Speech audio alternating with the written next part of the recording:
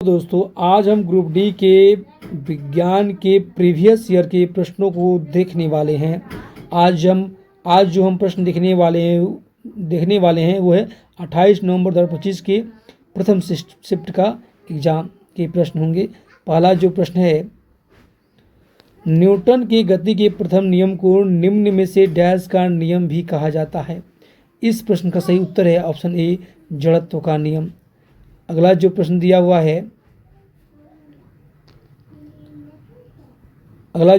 हुआ है, जड़त्व और द्रव्यमान के बीच संबंध को दर्शाने के लिए एक छात्र फुटबॉल को किक मारने की कठिनाई की तुलना समान आकार के पत्थर को किक मारने से करता है, तो कौन सा मूलभूत सिद्धांत पत्थर को किक मारने से जुड़ी अधिक कठिनाई और संभावित चोट को उचित ठहराता है? देखिएगा, किसी भी पदार्थ का अगर द्रव्यमान अधिक होता है तो उसका जड़त्व भी अधिक होता है। यहाँ पे दिया हुआ है ऑप्शन डी इसका सही होगा। पत्थर का द्रव्यमान अधिक होता है जिसके परिणाम स्वरूप अधिक जड़त्व होता है, अर्थात वह अपनी विरामावस्था को बदलने में अधिक प्रतिरोध करता है।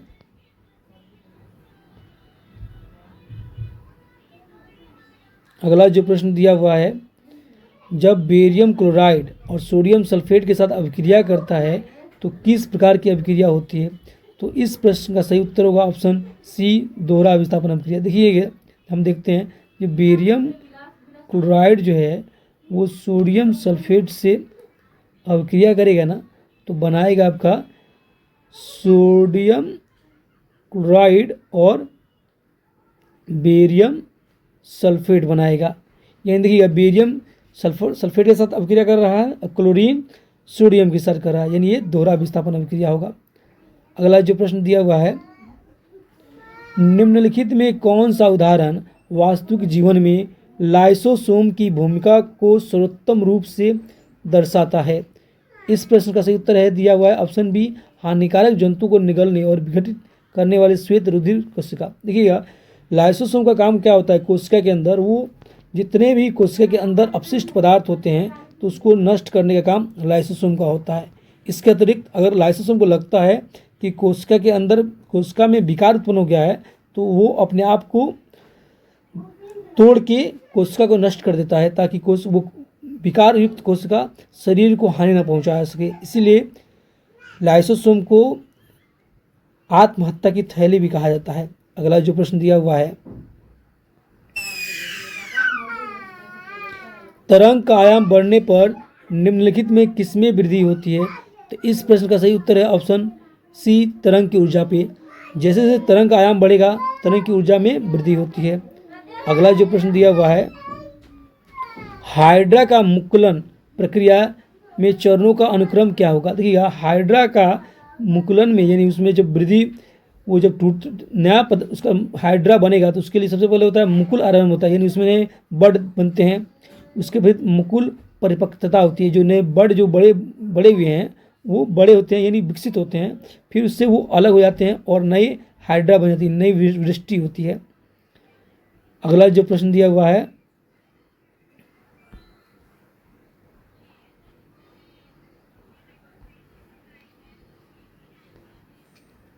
पृथ्वी के गुरुत्वीय बल के संदर्भ में निम्नलिखित में कौन सा कथन सत्य है? तो इस प्रश्न का सही उत्तर दिया हुआ है ऑप्शन ए, यह वस्तु के द्रव्यमान पर निर्भर करता है। देखिएगा, किसी भी पिंड का गुरुत्वीय बल उस वस्तु यानी उस पदार्थ के यानी उस पिंड के गुरुत्वीय बल पर निर्भर करता है, यानी द्रव्यमान पर निर्भर करता है। द्रव्यमान अधिक होगा तो गुरुत्वीय बल यानी ज़्यादा होगा, और द्रव्यमान कम होगा तो उसका गुरुत्वीय बल कम होगा। जैसे उसी पृथ्वी का जो गुरुत्वीय बल है वो चंद्रमा के गुरुत्वीय बल की तुलना में ज़्यादा है, 6 गुना ज़्यादा है। कारण क्या है कि पृथ्वी का जो द्रव्यमान है वो चंद्रमा के द्रव्यमान से अधिक है। एक धात्विक चालक का प्रतिरोध डैश के साथ बढ़ता है। तो देखिए, धात्विक चालक का जो प्रतिरोध है वो तापमान में वृद्धि के साथ बढ़ता है तथा तापमान में कमी के साथ कम होता है, यानी ये डायरेक्टली प्रोपोर्शनल है। निम्नलिखित में कौन से कथन सही है? देखिए, इसमें दिया है एक सीधे धारावाहिक चालक के चारों ओर उत्पन्न चुंबकीय क्षेत्र रेखाएं तार के अनुदिश केंद्रित सकेंद्रित वृत्त बनाती है। यानी देखिए ये वस्तु है और इसकी धारा और ऊपर की तरफ है, तो यहाँ पे एक वृत्त का निर्माण करेगी। अगला जो दिया हुआ है, इन चुंबकीय क्षेत्र रेखाओं की दिशा दक्षिण हस्त अंगुष्ठ नियम का उपयोग करके निर्धारित की जा सकती है। यानी ये भी सही है। यानी इस प्रश्न का उत्तर दोनों सही, यानी कथन 1 और B दोनों सही, यानी ऑप्शन सी सही होगा। अगला जो प्रश्न दिया हुआ है कि निम्नलिखित रासायनिक अभिक्रिया का अवलोकन कीजिए।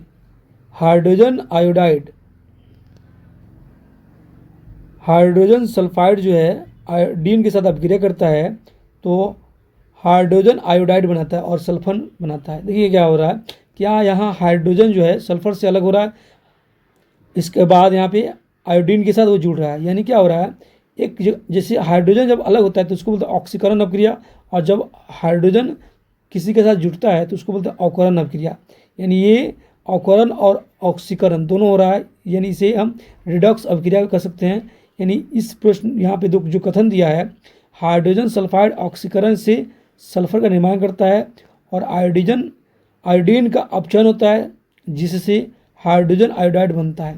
यानी इस प्रश्न का सही उत्तर होगा ऑप्शन बी, कथन 1 और 2 दोनों सही होगा।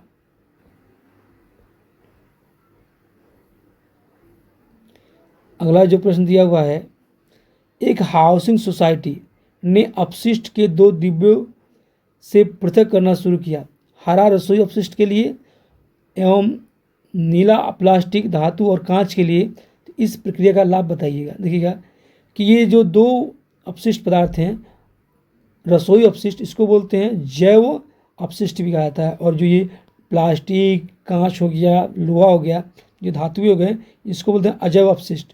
तो जैव अपशिष्ट को हम खुले वायुमंडल में छोड़ने से वो स्वतः ही अपघटित हो जाते हैं, लेकिन जो अजैव अपशिष्ट है इनको हम कारखानों में पुनः रिसाइकिल करके अलग किया जाता है। तो यहाँ पे ऑप्शन दिया हुआ है ऑप्शन डी, इसमें अजैव निम्नीकरण अपशिष्ट से पृथक करने में सहायता प्राप्त होती है। यानी ऑप्शन डी सही है। अगला जो प्रश्न दिया है, रदरफोर्ड के अल्फा कण प्रकीर्णन प्रयोग में से निम्नलिखित में किसकी खोज हुई? तो इस प्रश्न का सही उत्तर होगा ऑप्शन डी, नाभिक की। अगला जो प्रश्न दिया हुआ है, सुकेंद्रीय कोशिका यूकैरियोटिक सेल में केंद्रक का मुख्य कार्य क्या होता है? तो देखिएगा जो सुकेंद्रीय कोशिका होता है उसमें कोशिका का मुख्य काम होता है जो कोशिका के जीवन प्रक्रियाओं को, यानी जो क्रियाएं कोशिका के अंदर संपादित होती है उसको निर्देशित करना, यानी उसको दिशा निर्देश देना। अगला जो प्रश्न दिया हुआ है,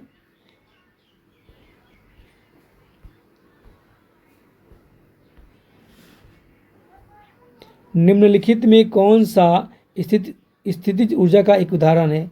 तो इस प्रश्न का सही उत्तर है ऑप्शन डी, एक मेज पर रखी वस्तु। देखिएगा यहाँ पे चलती ट्रेन स्थितिज ऊर्जा नहीं है, क्योंकि इसमें स्थितिज ऊर्जा वो होता है जिस ऊर्जा में जब कोई वस्तु यानी धरातल से ऊंचाई पर रखी जाती है तो उस वस्तु में स्थितिज ऊर्जा होता है।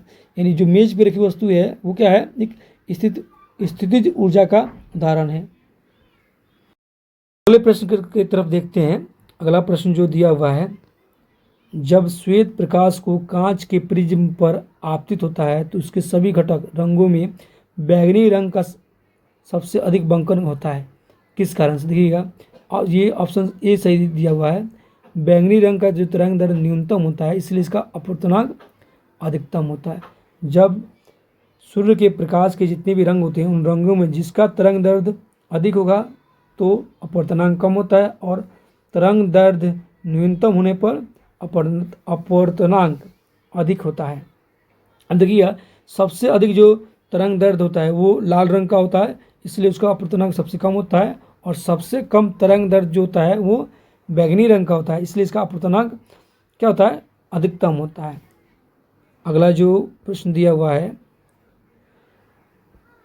द्विखंडन के दौरान कितनी संतति कोशिकाएं बनती हैं? देखिएगा, जितने भी एक कोशिकीय जीव होते हैं उन सभी का जो विभाजन होता है वो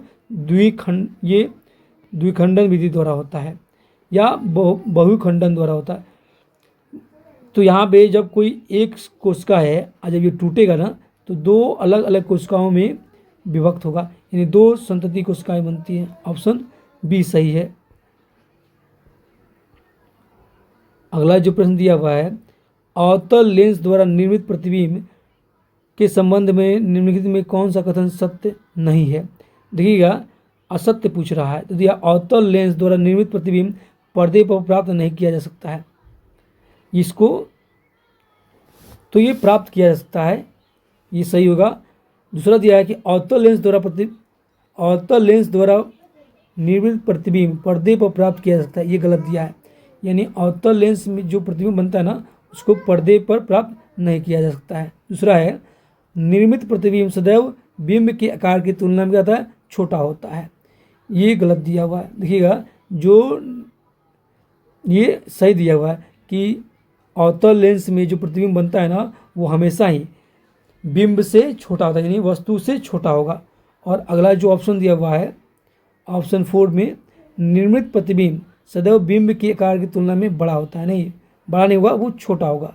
यानी ऑप्शन 2 और 4 जो दिया है वो गलत है।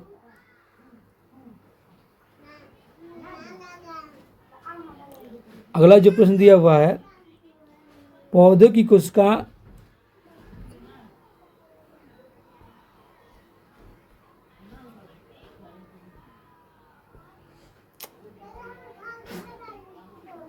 पौधों की कोशिकाओं में सूजन या सिकुड़न की प्रक्रिया किसके कारण आकार और गति के परिवर्तन होता है? सीधे तौर पर किस कारण होती है? तो इस प्रश्न का सही उत्तर होगा ऑप्शन बी, उसके आंतरिक जलाशय में परिवर्तन करना। देखिएगा, जब पौधे की कोशिकाओं में बाहर से जल प्राप्त होता है तो सूजन होगा, और जब अंदर से ज़्यादा मात्रा में पानी का निष्कर्षण होगा यानी बाहर निकलेगी तो सिकुड़न होगा। यानी पानी की मात्रा बढ़ने पर सूजन होता है और पानी की मात्रा कम होने पर सिकुड़न होता है। अगला जो प्रश्न दिया हुआ है, किसी पदार्थ की अवस्था चाहे वो ठोस हो, द्रव हो या गैस हो, किसके द्वारा निर्धारित होती है? तो इस प्रश्न का इसमें 3 आपको पॉइंट दिए हुए हैं, तापमान पे, दाब और आयतन। तो इसमें केवल दाब और आयतन पे निर्भर करती है किसी पदार्थ की अवस्था, यानी ऑप्शन डी सही है, यानी केवल ए और बी सही होगा। अगला जो प्रश्न है, सक्रियता श्रृंखला में सबसे नीचे पाई जाने वाली धातुएं जैसे सोना, चांदी, प्लेटिनम आमतौर पर प्रकृति में किस अवस्था में पाई जाती हैं? तो इस प्रश्न का सही उत्तर होगा ऑप्शन बी, अपनी मुक्त अवस्था में। और इन्हीं मुक्त अवस्था में पाए जाने के ही कारण क्या होता है, इसमें आपको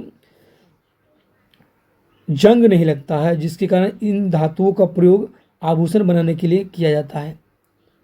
अगला जो प्रश्न दिया हुआ है, असंतृप्त कार्बन यौगिक का सुस्पष्ट अभिलक्षण क्या है?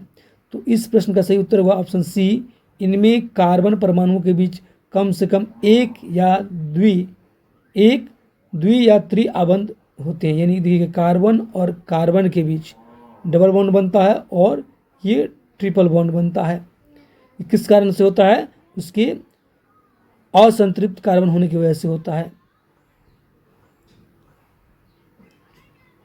अगला जो प्रश्न है, निम्नलिखित अंगों में कौन सा अंग वृद्धि हार्मोन मोशन कारक को विमोचित करता है, जो वृद्धि हार्मोन को विमोचित करने के लिए पीयूष ग्रंथि को उद्दीपित करता है? तो इस प्रश्न का सही उत्तर होगा ऑप्शन ए, हाइपोथैलेमस। इसको अर्ध स्वचेतक भी कहते हैं। देखिएगा, वृद्धि हार्मोन को बढ़ाने के लिए मुख्य काम हाइपोथैलेमस का होता है। अगला जो प्रश्न है, एक प्रबल अम्ल और एक प्रबल क्षार से बने लवण का विलयन का पीएच मान कितना होगा? देखिए, यहाँ दिया हुआ लवण दिया हुआ है। हम जानते हैं लवण और जल का जो पीएच मान होता है ना, शुद्ध जल का पीएच मान वो 7 के बराबर होता है। और देखिए, अम्ल प्रबल है और क्षार भी प्रबल है तो वो आपको उसका उदासीन हो जाएंगे, यानी वो लवण और जल का निर्माण करेंगे।